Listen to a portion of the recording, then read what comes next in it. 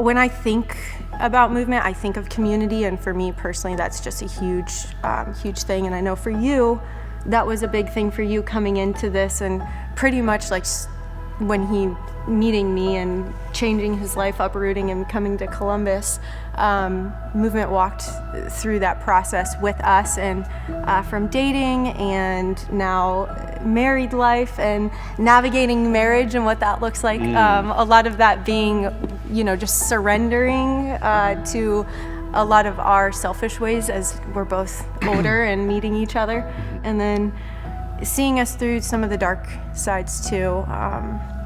This year we've experienced 2 miscarriages, and we're hopeful, and we really look forward to what God is going to be doing in our family. But in those hardships, Movement has been literally our backbone. The amount of people that we've experienced the love and just like the service of self-sacrifice to love on each other and to bring meals and provide, and it's just been it's almost overwhelming. It's like a family. It's like you really feel like it's not just a church. I view it more as a place where you go and you can have rest and relationships, and where God's Spirit is alive and active. One of the things that I really appreciate about this community, this church, is that there's just more of an openness and more of a willingness to accept in new people,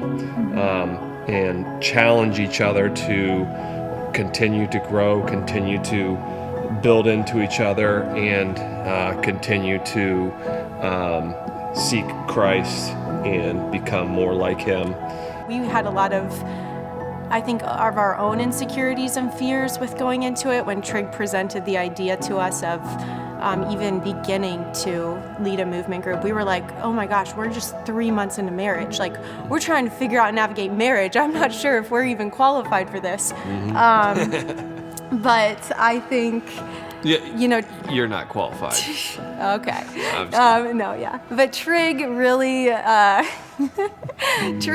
did motivate us and push us, and really encouraged us when we kind of weren't exactly feeling encouraged at that time. And now looking back, we're super grateful for that, and just pushing us out of our comfort zone, and just seeing that, God doesn't necessarily call the qualified, but He qualifies us.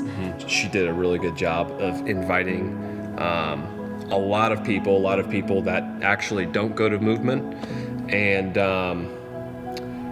one of the reasons that we invited so many people was because we weren't sure at first who would be able to join our group and who wouldn't, because we're a little bit far off geographically from where Movement is. And we found that, hey, we had a really good response.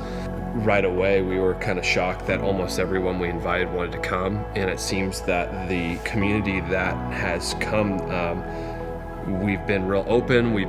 It's been really helpful, especially during the whole coronavirus pandemic. I think people felt isolated. I think that was a motivation for us, was that, hey, like, there's a lot of people feeling this way, and we're feeling this way at times, so why not just invite as many people as we possibly can fit in our home? My vision is I want to open my house up to anyone, and I find so much joy in hosting or having people over, and whether that comes from thinking of the fine details and creating a meal and just making people feel like welcome in whatever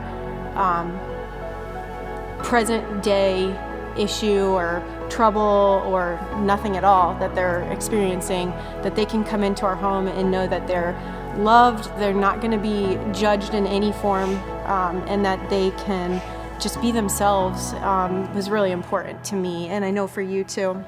Community was such a huge thing for me and Steph growing up, and having a community of believers and people that are close friends and are also walking with Christ is something that we're just hopeful for the future and having an impact on the world.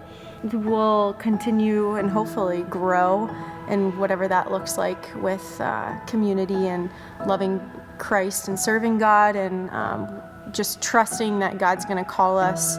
He's going to direct our steps in what that looks like for us in the church.